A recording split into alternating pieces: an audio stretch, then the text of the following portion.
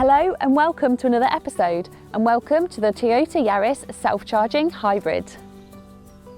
I'm not going to mention self-charging for a minute, but take a look under the bonnet and you've got this. Under here, the Yaris comes supplied with a 1.5 litre VVTi engine, and that's bolted to the standard Cvt Gearbox, which gives you a 0 to 62 time of 11.8 seconds, which I have to say isn't that quick, but it does get you there. And it looks like this. The camera car here is a Nissan Leaf, and it had no trouble keeping up with the Yaris. The initial get up and go feels quite sprightly, but after 20 miles per hour it's a real drag, and the Cvt Gearbox makes it noisy. I have to be honest, with a 1.5 litre engine and an electric motor, I would expect a bit more. For a supermini, the boot space in the Yaris is pretty good, and it's got split folding rear seats, and if you fold these down, it increases the space to around about 800 litres. And something you don't see very often in modern cars anymore, the Yaris has a spare. Surprisingly and deceptively, our pram will fit in this boot, which I think is really impressive. Good work, Toyota. I've taken the liberty of removing the back seat so you can see where the high voltage battery is stored, which is just here, and as you can see, nicely out of the way. The battery isn't physically that big. With a usable capacity of 2.4 kilowatt hours, you should be able to get 8 miles range. However, Toyota use nickel metal hydride cells in their hybrids as opposed to lithium ion in their plug-in range, which means you're going to get nowhere near that distance. Jumping in the driver's seat, leg and headroom is ample, and the seats are pretty comfy too. In the whole month I've had no numb bum. All adjustments here are manual, but finding your ideal position doesn't seem too tricky. And the same for the back. With the driver's seat set to my position, legroom is great for me at 5'6", as you can see here, and headroom is more than ample. My unhealthy obsession with white wipers continues, and the Yaris passes with flying colours. The reversing camera is pretty good in the day, but in low light conditions it does become patchy. Ergonomically, it's got Toyota written all over it, and everything is exactly where you'd expect it to be. The Yaris has a standard gear selector, but tucked away behind it is this button, EV mode. We'll talk about that later. We also have some good safety features fitted to this model, and with keyless start, a quick press, a few bings and a few bongs, you are ready to go. From the outside, I think the Yaris looks pretty good, and I feel they've made a real effort on the front end compared to previous models. However, walk around to the back and it already looks quite dated. Definitely not my most favourite angle. Okay, let's talk about the hybrid side of things. Toyota really know what they are doing when it comes to hybrids. After all, they've sold over 12 million worldwide, but more recently, the self-charging hybrid has hit the roads. Is this actually some kind of new technology, or a marketing spin to confuse customers? A hybrid has the ability to harvest kinetic energy from brake regeneration, or simply slowing down, and using the onboard high voltage battery is able to move the vehicle from a standstill, generally up to low speeds, and is then supplemented with an internal combustion engine, as you can see here. This clip really does demonstrate how the system is supposed to work, and it works very well. But I'm more interested in the self-charging side of things. So I set about trying to empty the battery, which I managed to do in 0.8 of a mile. At which point I was confronted with this: EV mode not available, low battery. So I sat for a while doing this, recharging the high voltage battery using the internal combustion engine. This went on for about 6 or 7 minutes until the battery had enough charge. In this clip, please pay attention to the vehicle's speed, the point at which the engine comes in, and how economically I'm driving the car.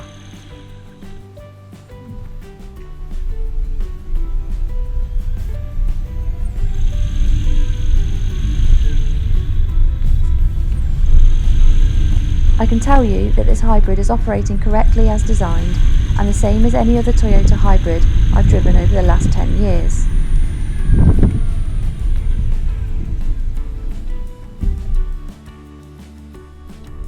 And finally here, I'm sat in the car stationary with the air conditioning running at full speed, and you can see quite clearly the combustion engine running the motor, which is in turn charging the high voltage battery. I will add, I've slowed this clip down so it can be clearly seen. And now if I switch off the aircon and turn the fan speed down, the engine switches off and we are back into EV mode. Again, a perfect representation of how a hybrid vehicle operates. Nobody's denying it's more efficient to run the air conditioning from the high voltage battery, but this isn't self-charging. This is charging from petrol. A quick internet search revealed this image, which tells me quite a few people have an issue with Toyota's advertising spin. And let's be clear here folks, we're not bashing the hybrid. They are a really good intermediate vehicle for a lot of people. But this self-charging terminology is simply inaccurate. And let's be honest, if they were that proud of their new technology, they'd badge their vehicles appropriately. Now, I wonder why they don't do that. I've always been a fan of Yaris's. We've had them in our family for years, Yaris's and Igos. They've always been something I've just liked. In what way? The size of them, the way that they drive, generally they're reliable. Like the mininess? Yeah, the mininess, but they're always, although they're quite mini, they're spacious. Yeah, that's a fair shout actually, because when we set the driver's seat to my position, there was still plenty of room behind for you. There was. Which was nice. And the boot space is really good. Yeah, it's easily Zoe-ish, isn't it, don't you think? Yeah, definitely Zoe-ish. And then the boot space. And the seat split, so unlike the Zoe, you can half, well, 60-40 are they? Yeah, 60-40. 60-40 or maybe 70-30 maybe. But good. 80-20. 70-30. Give you a little bit of a background. We've had access to this car for over a month, so we've got a lot of driving experience with it, and it's averaged 51.8 miles to the gallon, which is good, quite impressive. In terms of a comparison against an internal combustion car, it knocks the socks off them, it really does. You can achieve this with a non-hybrid version of with an economical diesel, but for ease of driving, and you're pretty much guaranteed you're going to get that figure if you employ the right driving style. Yeah. So I think if you drive it like an idiot, then the driving style, the fuel consumption is definitely going to reflect that. Yeah, I'd say so. And it's a round town car. It's not a whippy down the motorway car. No, that's true. So there is something that I'm quite keen to demonstrate, and that is the Cvt Gearbox, which I know I come across very negative towards it, and I know it works really well and it's very reliable, but can we stop a second? Just slow down. That's it. And then just I'll turn the fan off so it's all quiet, and then can you just accelerate normally like you would probably in the Leaf, the Zoe, the Tesla?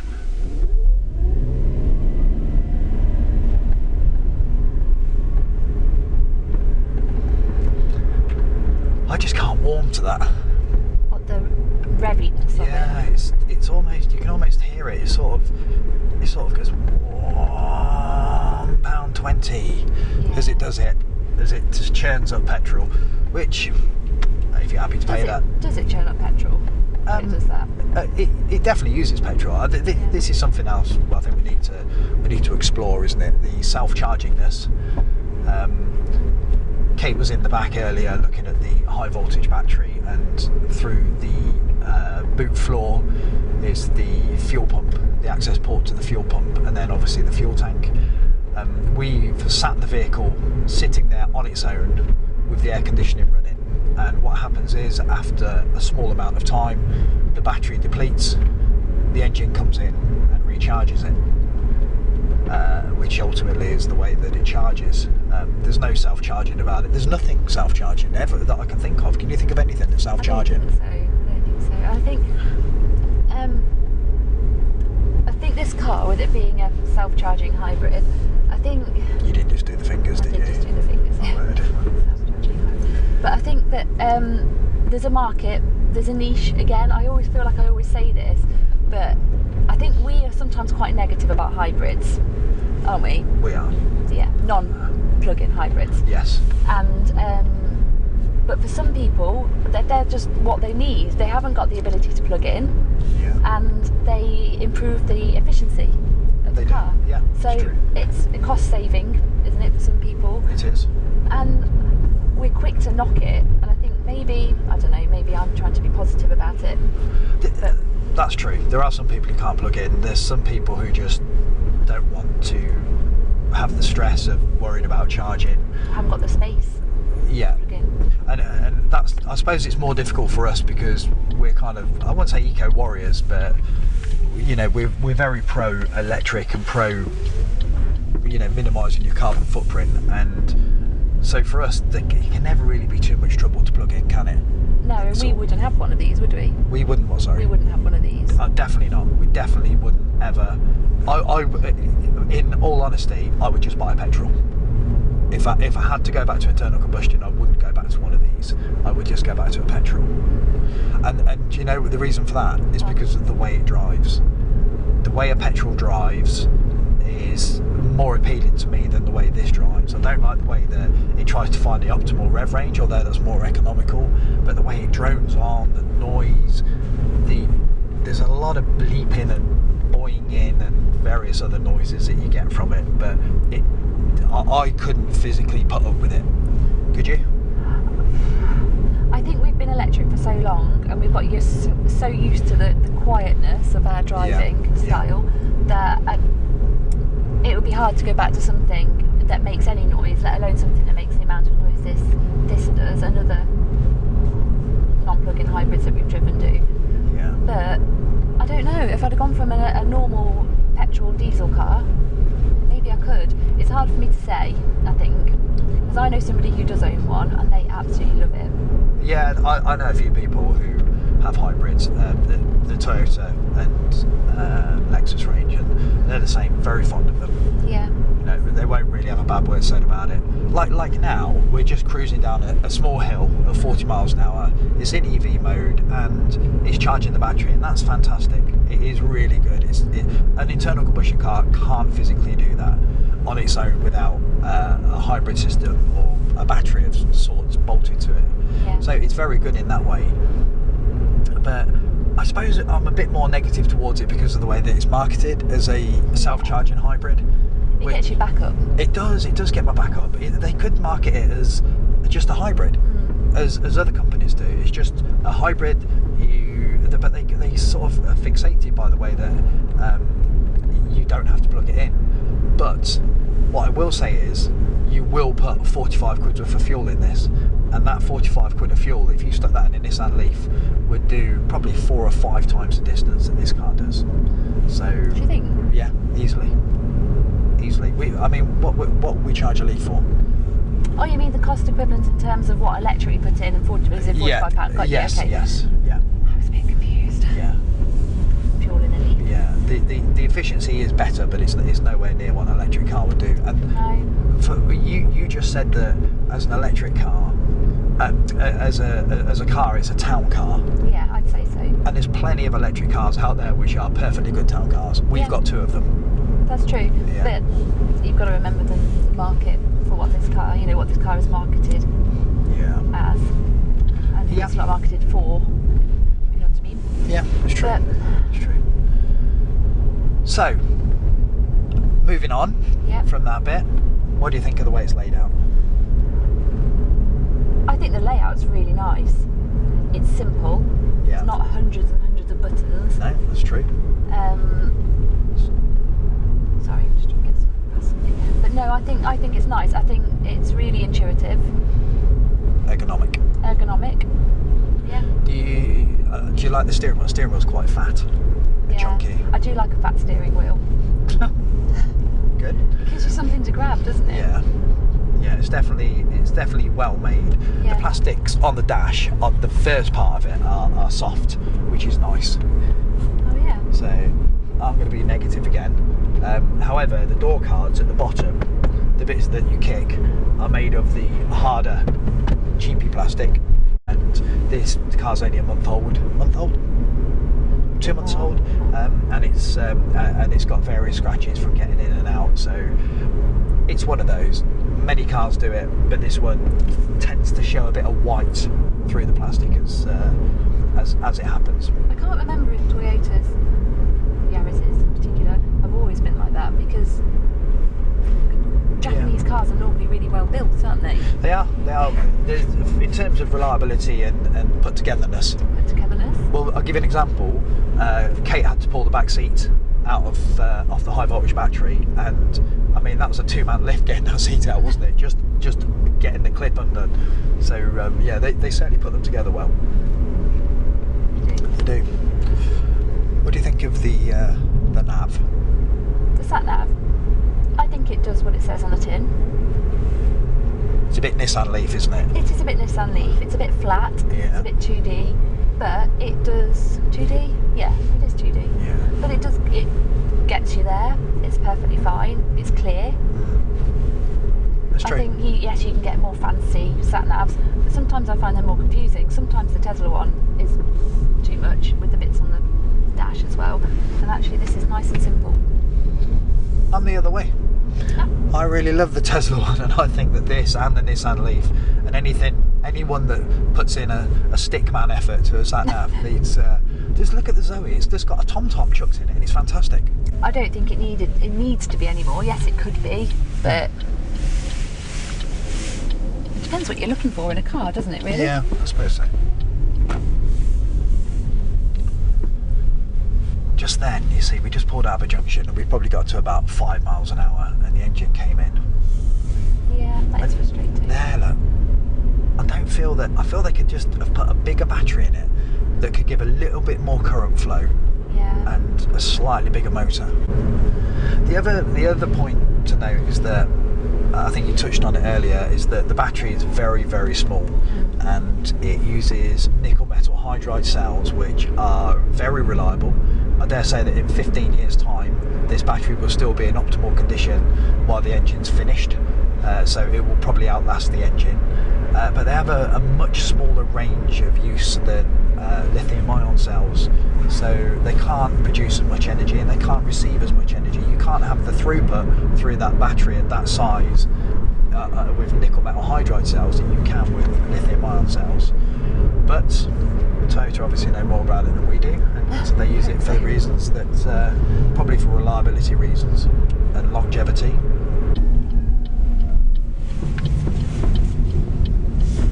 That's quite noisy. Noisy? The regen. Is there much regen? No. Do you know what? Let's whack it into B. Ah, no, yeah, B, that's an interesting one. See if you can hear this, just... Let's not run these people over. Will you tell me what you think happens? What, when I put it into B? Yeah. Hang on a second. Right.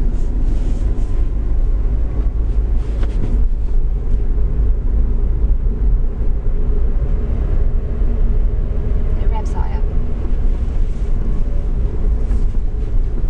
I don't really understand what that is though. Just keep driving.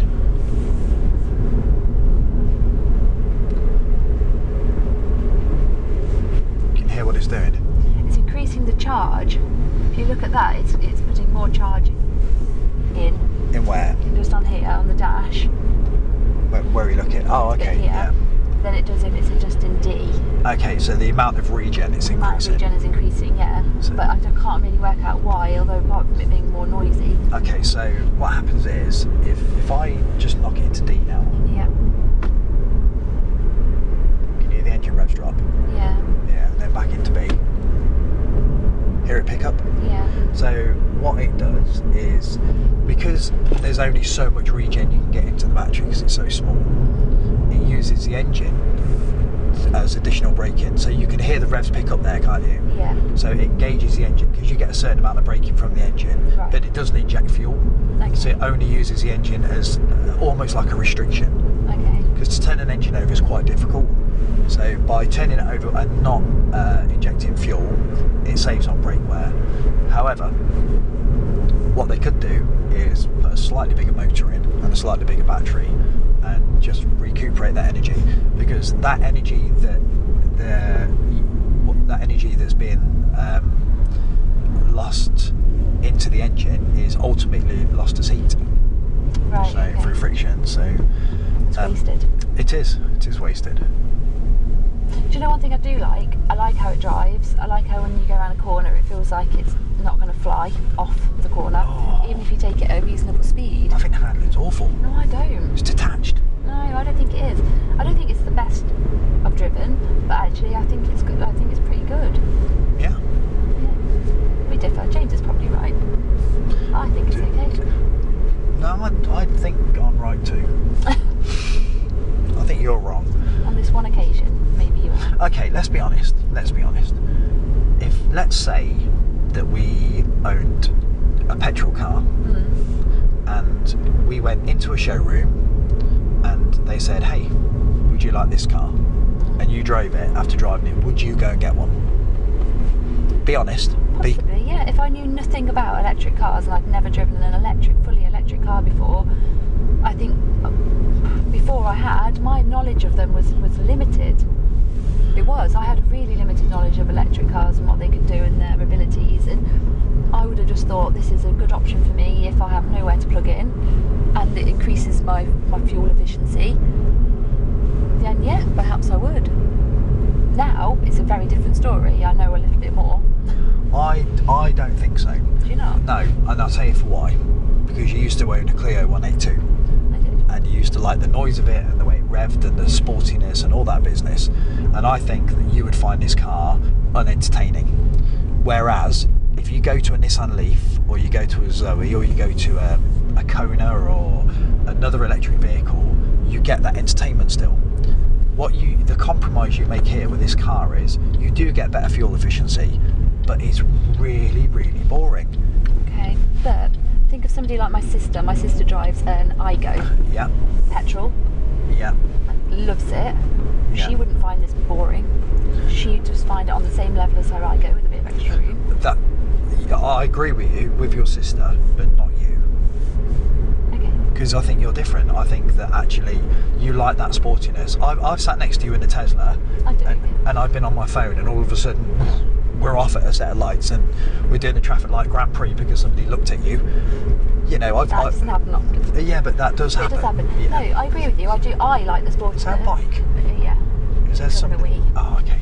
I like the sporty aspect of cars. Yeah. But say pre my Clio, I had a 1.2 litre Clio. Only because you couldn't afford a more expensive one. And but I might not have been able to. I'm just trying to put myself in a situation where, okay, I have my 1.2 litre Clio. That was my price range. Then yes, this is perhaps something I would have considered. I think if somebody had the ability to plug it in, then I think they'd be mad to have a non-plug-in hybrid. They should definitely be considering an electric car. Okay, yeah, I'll go with that. So if you can't plug in, probably this might be the car for you. Yes. If you can put it with the drone in and the really bad sat nav, the detached handling, that's what I think. What do you think? I think we're just, I don't know. Can you hear that now? That's in B mode. That's in B mode, and it will not drop into EV mode when it's in B mode. It just. There you go. Shut up. Cindy. How's it been getting Florence in? Really good. Of course Better than the Tesla. Better than the Zoe? Yeah, actually, it probably is slightly better than the Zoe. Slightly. In what way? More room. More headroom. Well, I wasn't expecting that. Well, there you go. But okay, so if you haven't got a baby.